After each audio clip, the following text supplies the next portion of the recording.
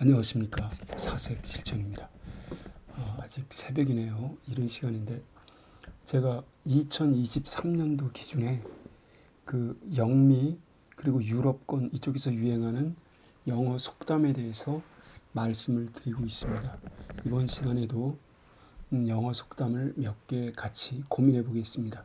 그런데 그 속담의 어떤 중요성이나 강약, 난이도에 따라서 제가 약간 부연 설명을 곁들여 보겠습니다. 이번 시간에는요. 일단 첫 번째 이마누엘 칸트가 한 말인데 Patience is the strength of the weak. Patience, 인내 또는 인내력. 인내력은 weak, 약한 사람들, 약자의 강점이다. 약자의 강점이다. 약자의 장점이다. 그런데 impatience, 조급함, 참을 수 없는 것, 어떤 상황을 성질을 급하게 부리면서 참지 못하는 것, 이 조급함은 바로 강자의 약점이다. 그러니까 인내는 약자의 강점이라면 조급함, 조바심은 강자의 약점이라고 되어 있어요. 약자는 모멸과 굴욕에 대한 인내력을 통해서 점진적으로 차차차 강해지죠. 그래서 이렇게 열등의식을 느낄 수도 있지만 어떤 그러한 굴종에 대해서 극복해내면서 약자는 점점점 강해집니다. 그리고 그와 같은 인내력이 약자의 생존 전략 포인트라고 볼 수가 있습니다. 그에 반해서 이 상대적 강자들은 자기가 자멸할 수밖에 없는 자충수를 두게 되는데 그게 바로 조바심, 조급함이라는 이야기입니다. 조금 더 이야기를 깊게 들어가면 이제 이 세상에서 선량하고 너그러우면서 사회 발전에 기여하려는 강자들도 더러 존재하긴 합니다만 소위 그 상대적 강자들은 그 강자의 위치에 이르기까지의 대부분 사람들의 과정을 보면 어떤 본질적인 특성상 그렇게 꼭 선량하다고 판단하기 어려운 경우가 많습니다. 그러니까 강하다는 이유만으로 약자들에게 유무형의 힘을 사용하고 싶은 유혹에 빠지기 쉽습니다. 그래서 그네들은 쉽게 조바심을 드러냅니다. 근데 만약에 약자들이 조바심이나 이렇게 조급함을 드러내면 그들에게는 그게 바로 어떤 생사, 존망이랑 직결이 되겠죠. 예를 들면 우리가 그 어린아이들 사이에 편가르기 왕따 짓거리들에서부터 대기업의 약소 어떤 중소기업에 대한 불공정 횡포 사례, 그리고 국제 무대에서 강대국이 약소국에 대해서 실리를 추구하고자 폭력, 무력 행사를 서슴지 않는 모습에 이르기까지, 그러니까 이와 같은 강자들의 어떤 조급하고 참을성 없는 폭력 의존도는 매우 다양하고 자명하다고 생각할 수밖에 없습니다. 이렇듯이 강자들 또한 어떤 강자들 내지 그 강자들로 이루어진 어떤 조직, 뭐 대기업 아니면 강대국, 그들의 어떤 거시적인 외관, 그들의 행태, 이러한 것들은 개별적으로 보면은 인격 수양이 덜 되어서 편협하고 옹졸하고 혹은 또 사악하고 오만과 횡포와 독성과 어떤 폭력의 못된 습관을 지니게 되는 경우에 그게 개인이든 법인이든 나아가서 국가이든지 간에 그러한 그들의 존재 자체가 개인들에게 있어서는 공동체 사회를, 국제 무대에서는 어떤 인류 공동체 그 사회를 갖다 위협하는 사회 악, 사회 부조리로 작용할 수가 있습니다. 온갖 폭력 조직 단체들이 있죠. 어느 나라에든 간에. 그리고 부패한 공권력 단체가 있습니다. 합법성을 가장한. 그리고 대한민국에도 수사권과 기소권을 독점하는 아주 편파적이고도 조작적인 그런 폭력 정치검찰들이 있죠. 그러한 사악한 강자들의 악습은 우리가 굳이 뭐 해결의 변증법적인 논리를 끌어다 대면서 거론하지 않더라도 현명한 민주시민들의 저항에 부딪혀서 그런 사악한 그런 강자들은 그렇게 결국엔 단명에 그칠 수밖에 없음은 역시 또한 자명합니다. 왜냐하면 그런 못돼 처먹은 작대가 못돼 처먹은 그러한 어떤 사악한 작태가 당연히 그들의 필멸, 필망의 원인이 되기 때문입니다. 그래서 우리는 각자 자신이 어떤 위치에 있든지 간에 설령 내가 강자의 위치에 있다 하더라도 견리사의 정신에 입각해서 안중근 열사가 말씀하신 견리사의 이런 거에 입각해서 공명정대한 처신을 해야 되지 않을까 이런 생각을 해봅니다. 그리고 과연 이 세상에 태어나서 하늘을 우러러 부끄러운 점 없는 인간이 얼마나 되겠습니까만 가급적이면 덜 부끄럽게 살다가 보다 양심적으로 살다가 그렇게 가야 되겠다는 생각을 저 자신서부터 반성적으로 해봅니다. 21세기 현대사회에서 사실상 어떤 대물림, 세습적인 재벌들을 제외한다면 이런 현대사회에서 영원한 강자도 영원한 약자도 없다고 생각할 수도 있습니다. 즉 강약은 어떤 의미에서 굉장히 상대적이라는 거죠. 그러나 이 상시적으로 현대 이 경쟁사회에서는 사회적인 약자들이 필연적으로 존재할 수밖에 없습니다. 그 공동체의 구성원으로 인정조차 받지 못하는 사람이나 집단들이 있죠. 그러니까 즉 주로 어떤 성소수자들, 이들도 약자입니다. 장애인, 소수인종 같은 어떤 정체성 측면에서 마이너리티, 소수 그런 집단에 한정되어 있는 사람들, 이런 사람들을 사회적 소수자라고 한다면, 그리고 그에 반해서 구성원으로 인정은 받지만 공동체 안의 그런 권력관계에서 비우월적 지위에 처한 그런 기울어진 운동장에서 우월적이지 아니한 비우월적 지위에 처한 사람이나 집단을 우리가 보통 사회적 약자라고 부르죠. 그러니까 이 말은 대개 이제 경제적 약자를 포함하게 됩니다. 어떤 사람들이 사회적 약자인지의 여부는 사실 상대적인 개념이라고 볼 수가 있는데 시대와 문화에 따라 전혀 다를 수가 있습니다. 그 규정 자체가. 그런 사회적 약자, 소위 영어로 마이너리티 그룹이라고 하는 이 사람들은 정치, 경제, 사회, 문화적으로 소외되거나 아니면 불리한 위치에 처한 사람들입니다. 내 주변에 그런 인물들이 존재할 수가 있습니다. 이런 사람들은 인간다운 삶을 영위하는데 어려움을 겪고 있는 빈곤층, 아니면 장애인, 노약자, 외국인 노동자, 혼혈인, 결혼을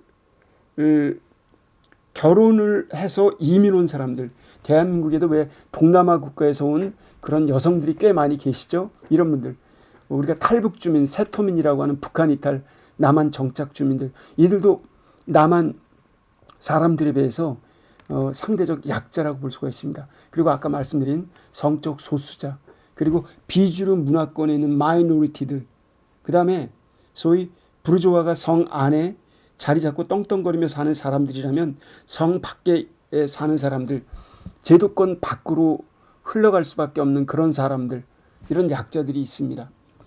그리고 이 약자라고 하는 이런 개념에도 단순한 어떤 외모나 능력이나 성격이나 취향, 이런 것들이 주류 사회와 색다르다는 이유만으로 불리한 위치에 처하게 된 사람들도 있습니다. 이들도 또 약자라고 볼 수가 있습니다. 백인 주류 사회에서 흑인은 약자였죠. 그리고 미국 사회로 이민 와서 시민권, 국민권을 얻는 데까지는 성공했지만 그 기울어진 운동장, 그 권력관계 비대칭성 때문에 사회적으로 약자주의를 면치 못하는 해외 이주민들이 허다합니다. 그들은 이 시간에도 어떤 인내력을 가지고 자신들의 권력이 아니라 자신들의 정당한 권리를 회복하려는 투쟁을 전개하고 있죠. 그리고 이제 대한민국 사회에서도 어떤 그런 갑을 계약 관계에서 의뢰 위치에 속한 사람들, 그 다음에 상명하복 권력 관계에서 하급자들, 임대차 관계에서 임차인들, 그렇죠? 그 다음에 고대 시대에 야만적으로 수탈당하던 노예들, 중세 농노들, 뭐 전근대 시대 하층민들, 오늘날의 뭐 평민, 서민, 국민으로 이렇게 호칭되는, 그러면서도 가난한 사람들, 어떤 평균 이하의 무산자들, 소위 프롤레타리아 계층들, 그 다음에 이제 여러분의 자녀들도 약자가 될 수가 있어요. 어두운 밤길을 걷는 그러한 어린아이들, 그리고 여성들, 이 모두가 상대적 약자이기도 합니다. 그러니까 우리의 이웃, 부모, 형제, 자매, 친척, 인척, 동료, 지인들이 급기야 나 자신이 어느 순간인가 갑자기 약자로 이렇게 취급될 수도 있고 전락될 수도 있습니다. 그러니 우리가 이 상대적 강자의 그 처해, 상대적 강자라는 사람들, 이 사람들은 약자들에 대해서 이 공동체의 지속적인 존립을 위해서, 결국은 자기 자신을 위해서 약자들에 대한 역지사지가 필요하다고 생각이 됩니다. 그러니까 약자들을 역지사지해야 된다는 거죠. 그리고 약자들은 사실 정신마저 박약한 건 아닙니다. 소위 약자로 이렇게 지칭되는 사람들이, 그러니까 정신적인 박약아도 있긴 하지만, 그러니까 약자로서의 인내는 쓰지만 그 열매는 달고, 그리고 강자로서의 조급함은 불길하지만, 그리고 이 조급함을 성질을 버럭내면서 무력에 의존하는 그런 행태, 그 결과는 참혹할 수밖에 없습니다. 좀 대규모적인 예를 말씀드리면 나치 독일의 대학살, 그 다음에 일본의 난징 대학살, 백인들의 인디언 학살, 이런 사례를 한번 떠올려 보세요. 이러한 것도 결국 강약의 문제와 연결시킬 수 있다는 것이죠. 그러니까 강자들은 대개가 교묘한 학대와 억압을 자행하는데 이런 걸 통해서 약자가 사회활동에 동동하게 참여하는 것을 차단하고, 그리고 그렇게 함으로써 약자를 착취하죠. 그러니까 강자들로 이루어진 지배 집단은 유리한 자신들만의 통제 영역을 장악한 채 악법, 고쳐지지 않은 악법, 불량한 제도, 이런 거를 계속 존속시킴으로써 그러한 것들 통해 약자들을 추방하고 이렇게 착취해 나갑니다. 어떤 여러 가지 형태가 있겠죠. 그렇죠. 그래서 이제 이러한 어떤 그 현대 사회에서는 법들이 많이 개선이 돼서 어떤 예를 들면 호주의 백호주의 꼴값, 이런 게 아주 노골적으로 드러나진 않습니다만, 그러나 일부 선진 국가에서 우리가 뉴스에서 보면 가끔 추방이니 어떤 무슨 직접 추방이니 간접 추방이니 이런 일이 비일비재하다는 걸 알 수가 있습니다. 변형된 형태로 여러 가지 유사한 그러한 강자들의 약자들에 대한 탄압과 추방이 국가적인 그런 제도 아래에서도 일어나고 있음을 우리가 알 수가 있습니다. 그래서 우리가 이제 또 최근에 이런 것도 떠올려 볼 수가 있어요. 이스라엘 정부의 어떤 억압 조치에 대응하는 팔레스타인의 테러 행위, 이스라엘과 팔레스타인 문제. 자, 오늘 내일의 문제가 아닌 거죠, 이게. 그다음에 1960년대 어떤 미국의 흑인 민권 운동 같은 것, 그리고 각국의 어떤 선진국의 이주 노동자들의 자신들의 권리 회복 운동, 이러한 것도 어떤 강자와 약자, 이런 것과 연관시켜서 생각해 볼 수가 있습니다. 비단 그런 것만으로 끝나는 게 아니에요. 친구 간에도, 동료 간에도, 가족 간에도 묘한 우열, 강약 관계가 생겨날 수가 있습니다. 이런 것들에 대해서 여러분들이 더 많은 사색과 토론을 이어가 보시기 바랍니다. 제가 이마누엘 칸트의 격언이라 앞부분에 조금 길게 말씀드렸습니다.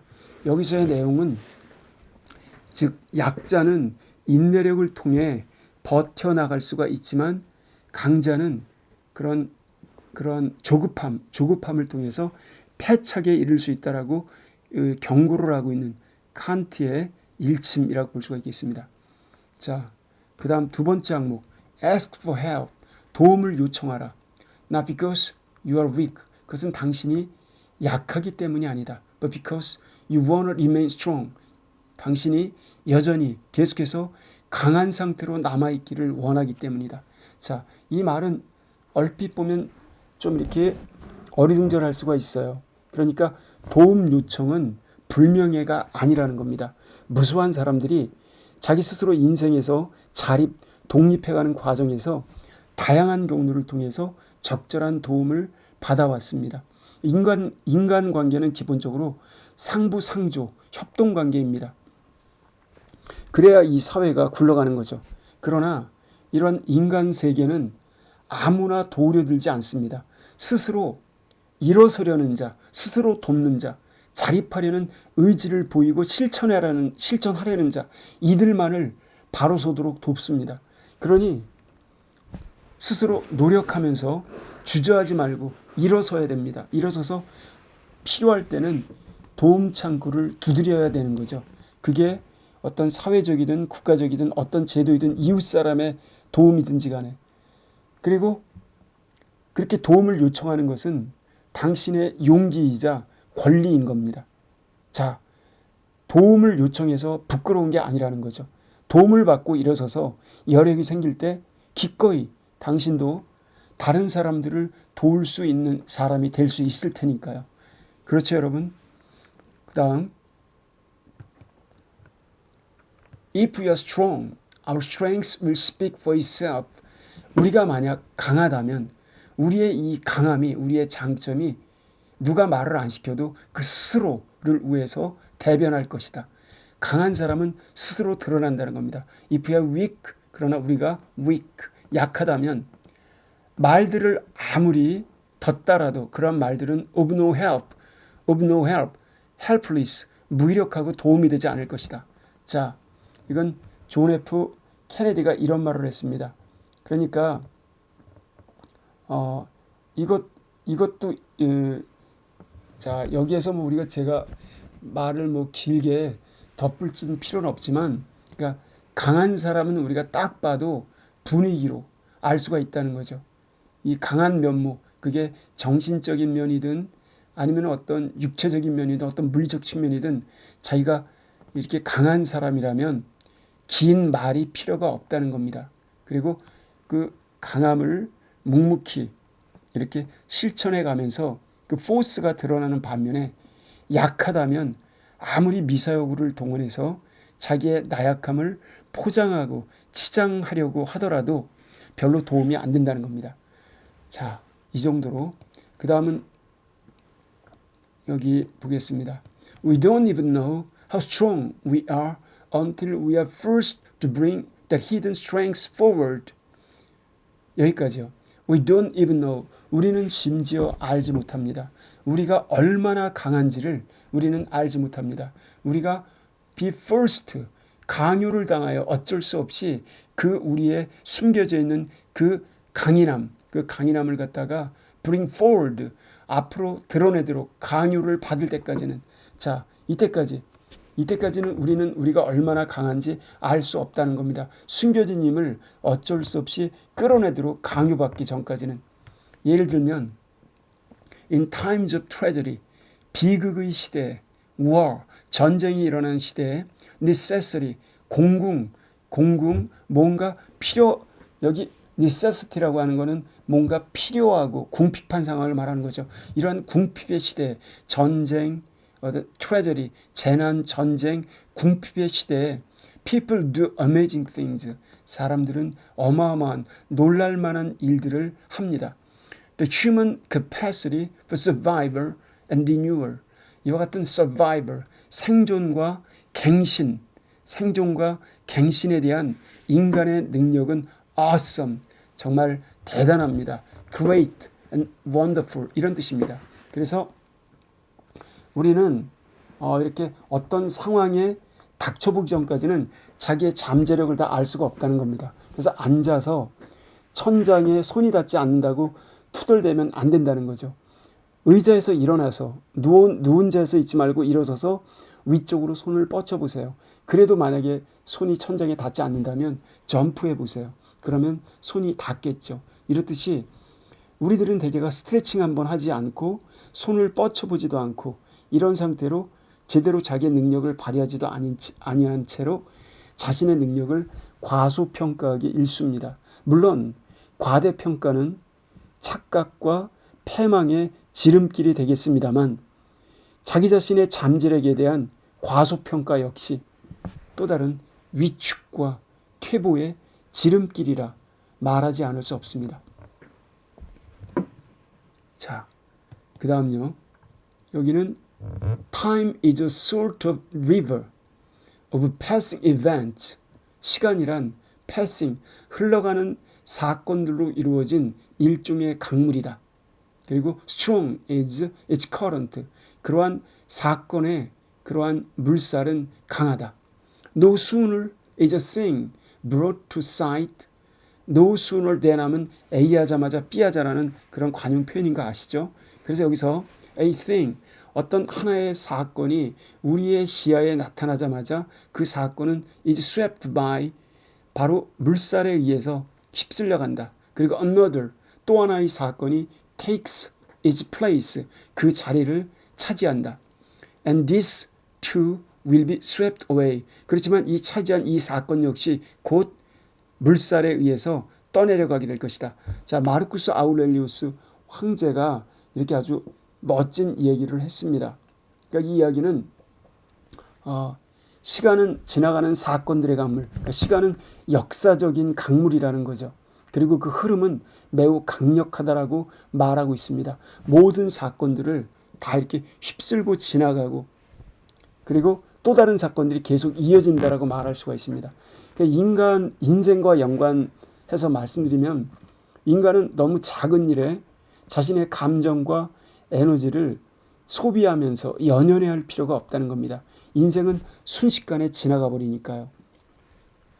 인간의 삶이, 개인의 삶이 이러할진데 어떤 사회적인 사건으로 이루어진 그런 역동적인 삶, 그러면 국가 사회의 삶, 그리고 세계사의 무대, 이건 오죽하겠습니까?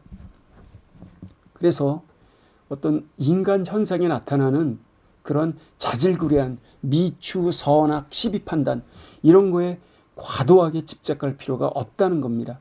지나고 보면 다 대동소이하고 별일 아니라는 거죠. 인간은 누구나 태어나서 울고불고 엎치락뒤치락 거리면서 먹고, 그렇죠? 잠자고 싸고 떠들어대고 활동하고 이러다 결국 죽지 않습니까? 더 줄이면 태어나서 살다가 죽는 겁니다. 여기 뭐 그렇게 대단할 게 있겠습니까? 그렇게 거시적으로 보자면.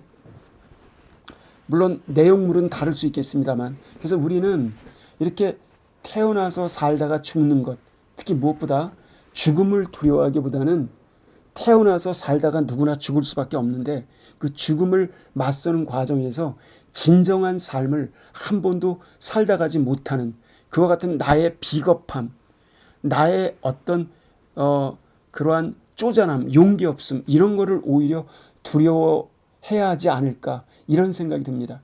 그래서 스스로 자기 마음을 즐겁게 유지하면서, 그러한 거는 자기 주변 사람들의 하찮은 단점, 이런 거에 급급해하는 게 아니라 가족이나 지인이나 동료들의 장점을 떠올리면서 관대하게 웃어 넘기는 거죠. 사전에 불행을 초래할 만한 일이 아니라면, 지독히 화가 치밀어 오를 때에는 이제 마르쿠스 아우렐리우스가 그런 얘기를 했었죠. 죽어간 사람들을 떠올려 보라고. 자, 그러면 삶이 얼마나 덧없는가를 깨닫게 되고, 그렇죠?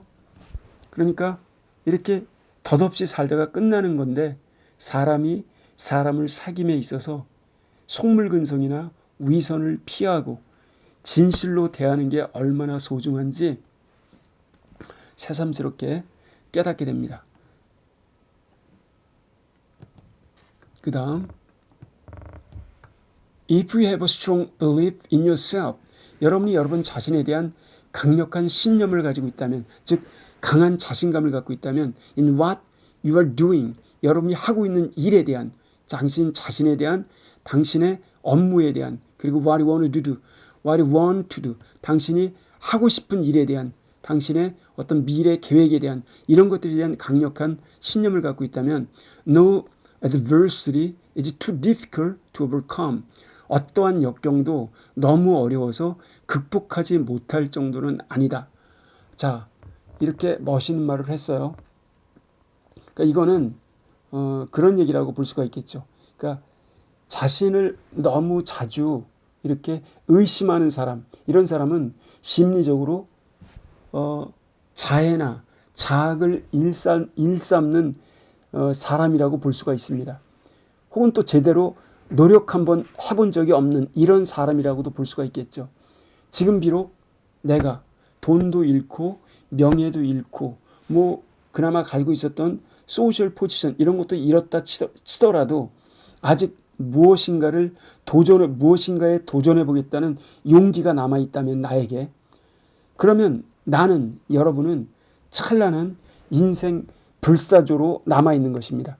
그래서 셰익스피어 말대로 겁쟁이들은 살아가면서 제대로 된 죽음을 맞이하기 전에 여러 번 이미 비겁한 심리적 죽음을 경험한다고 하죠. 그러면서 그들은 그런 비겁한 여러 차례 죽음을 경험하면서 자기 자신을 불신하게 됩니다. 그러나 우리가 만약 용기가 있는 사람이라면 아무리 실패와 좌절을 겪는다 하더라도 7.8기의 정신으로 인생 불사조가 돼서 다시 도전해볼 용기를 가지고 있는 사람들이라면 우리는 그리고 또 우리가 스스로 돌아봐서 하자가 없고 내 생각, 내 신념이 옳다라고 생각이 된다면 모두가 가로막아도 무수의 뿔처럼 때로는 전진해야 된다라고 생각합니다. 나는 내 미래가 어찌 될지 모릅니다. 여러분도 마찬가지죠. 나만이 내 자신의 인생을 바꿀 수 있습니다. 자신에게 끊임없이 넌 할 수 있어. 넌 이 상황을 극복할 수 있어. 모든 것은 내가 하기 나름이야. 라고 이렇게 자꾸 외쳐대면 그 모토는 점점 긍정적인 신념이 되어갑니다. 그리고 승리의 어떤 경구가 되어갑니다. 그래서 이렇게 강력한 자신감, 이렇게 강렬한 어떤 자신감, 그리고 이렇게 강인한 의지, 이러한 거는 불리한 상황들을 유리한 상황으로 역전시켜 줍니다. 그런 말도 있죠.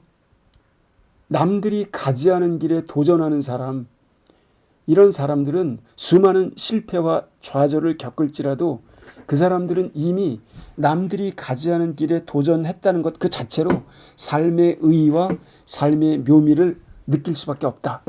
자, 우리는 어떤 사안들에 대해서 합리적으로 비판하고 회의적으로 검토해야 됩니다. 그러나 그렇게 합리적 비판과 회의적 검토 속에서도 늘 낙관적인 자신감과 의지를 견지해야만 합니다. 근거 없는 자신감을 가지라는 게 아니죠. 그렇게 할 수 있다고 믿는 사람은 정말 그렇게 되고, 또 그렇게 할 수 없다고 믿는 사람은 역시 자기 말대로 그렇게 실패하게 됩니다. 무엇보다도 당신의 끈기와 노력을 우리는 각자의 노력과 끈기를 존중해야 됩니다. 근데 우리가 그 자신감이라고 하는 게 아무 데서나 나오는 게 아니죠. 가장 솔직한 나의 지속적인 노력 속에서만 나만의 참된 자신감이 샘솟아남을 우리는 알고 있습니다, 이미. 그래서 그 자신감이 점점 흘러넘쳐서 나중에 자신의 생명수가 되고 희망의 빗줄기가 되는 거죠. 그래서 참된 자신감은 노력 속에서, 자기가 흘린 땀방울 속에서 나온다. 손흥민의 자신감이 어디서 나오겠습니까? 누구보다도 그 경기 연습장에 가장 먼저 나가고 가장 먼저 떠나간다고 하죠. 끊임없이 노력하기 때문에 그 노력 속에서 자신감을 계속 유지할 수 있는 거겠죠. Be strong but not rude. Be strong but not rude. 강해지되 not rude. 무리하게 굴지는 말라. Be kind. 친절하게 대해야 돼. But not weak. 나약하게 굴지는 말라. Be bold. Be bold. 자, be bold. 용감하되 대담하되 but not bully. 깡패처럼 아주, 여기 bully라고 하는 거는 그걸 말하는 거죠. 그러니까 뽐내며 나대는 것, 뽐내며 나대며 남들을 못 살게 구는, 그러지는 말라. Be humble. 겸손하게 굴어라. 그러나 timid. 소심하고 째째하게 굴지는 말라. Be proud. 당당해져라. 그러나 arrogant. 시건방 떨지는 말라. 라고 되어 있습니다. 자랑스러워하되 오만하지 말라. 이건 뭐 여기 직 지글러라고 요즘에 명언 제조기라고 할 수 있는 사람입니다.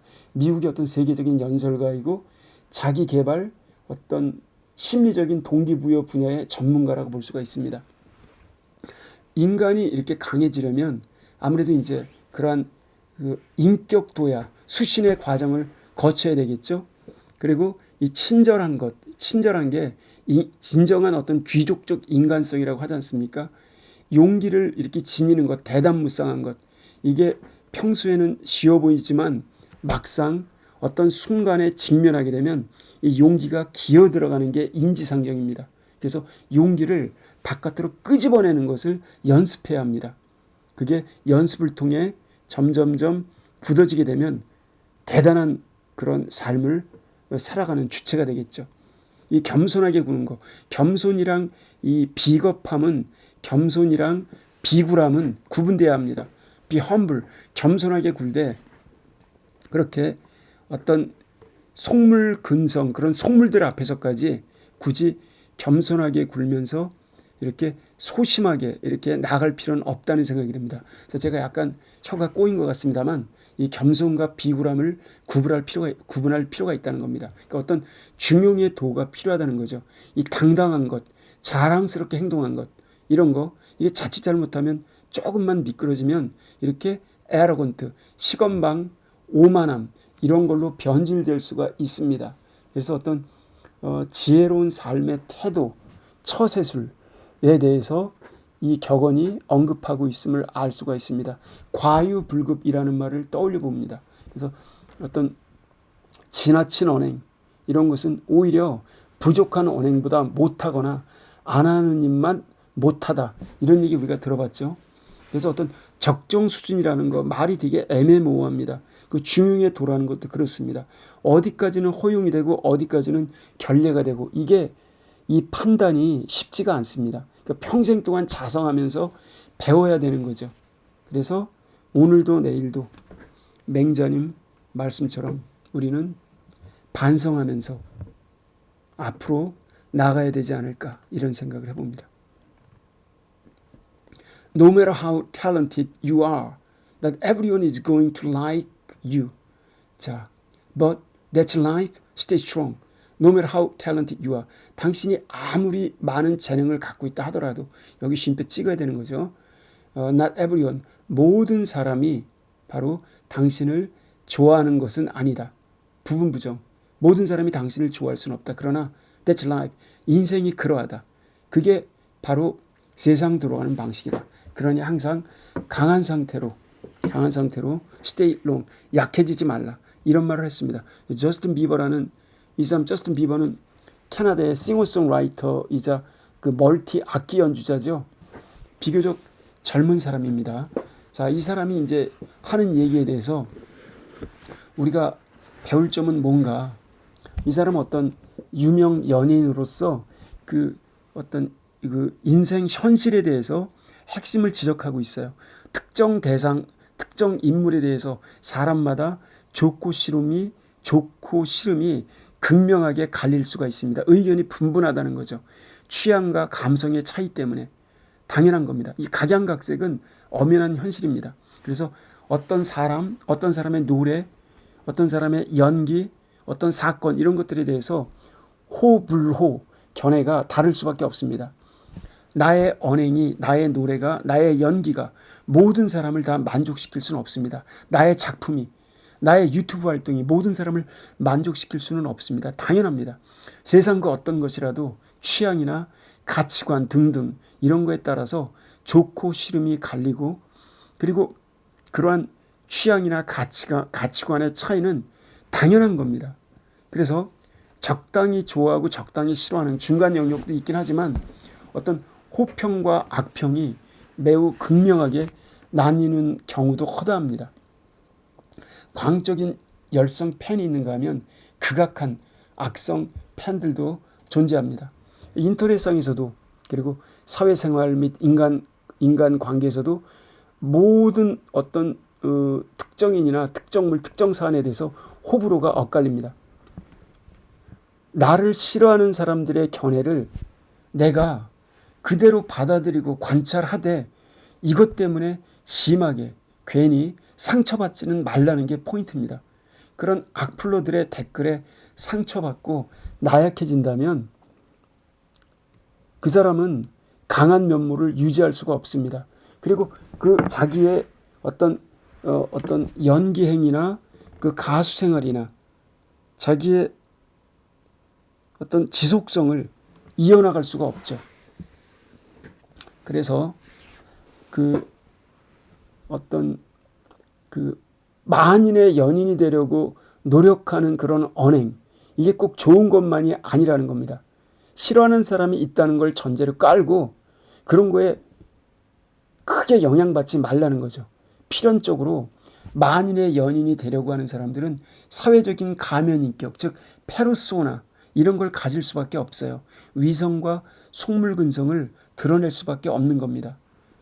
그러니 만약에 여러분들이 어떤 정치인이라면, 어떤 작가라면, 예술가 아니면 인기 연예인, 스포츠인, 방송인 등등 이런 어떤 공적인 활동을 하는 그런 사람이라면 멘탈리티가, 소위 정신구조가 튼실해야 한다는 거죠. 그래야 좌절하지 않고 버텨나갈 수가 있다는 겁니다. 그래서 당신은 당신답게 당신이 옳곧다고 생각하는 방식대로 부끄럽지 않게 양심적으로 살아가면 그걸로 족하다는 겁니다. 싫어하는 사람, 아 저럴 수도 있구나 하고 웃어버리면 된다는 거죠. 거기에 연연할 필요는 없다는 겁니다. 하나만 더 읽겠습니다. 버트란드 러셀, 어떤 현대인류의 대스승 러셀의 고백입니다. Three passions, simple but overwhelmingly strong, have governed my life. 세 개의 열정이 간단하지만 단순하지만 압도적으로 강했던 세 개의 열정들이 바로 나의 인생을 지배해왔다. 첫째, the longing for love, 사랑에 대한 갈망, 사랑에 대한 그러한 열정, 동경. The search for knowledge, 지식에 대한 욕망, 지식욕. 그리고 세 번째는 unbearable pity for the suffering of mankind, 인류의 고통에 대한 참을 수 없는 연민. 이 세 가지가 버트란드 러셀의 삶을 지배해왔다는 겁니다. 어떤 사랑에 대한 욕망, 이거는 근원적인 본질적인 그런 애욕, 프로이드적으로 이야기를 하자면 어떤 리비도의 그런 갈 길을 충족시키는 과정이라고 볼 수가 있겠죠. 그리고 학문적인 어떤 과학에 대한 진리탐구 욕망, 이분은 학자였고 철학자였고 뭐 수학자였고 그러니까요. 그다음에 어떤 참여 정치적인 어떤 언론인이기도 했죠. 거기다가 근데 이제 포인트는 세 번째입니다.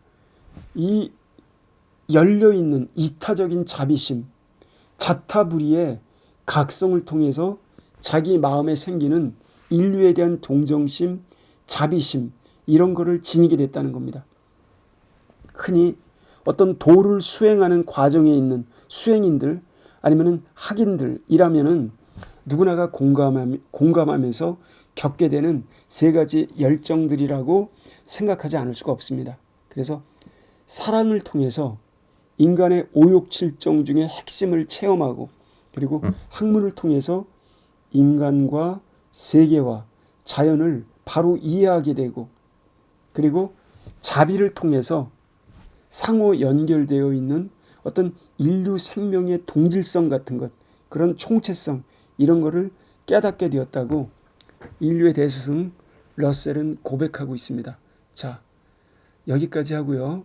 다음 시간에도 명언을 이어가 보겠습니다. 여러분, 저와 생각이 다르더라도 그냥 웃으시면서 이해해 주시면 고맙겠습니다. 감사합니다.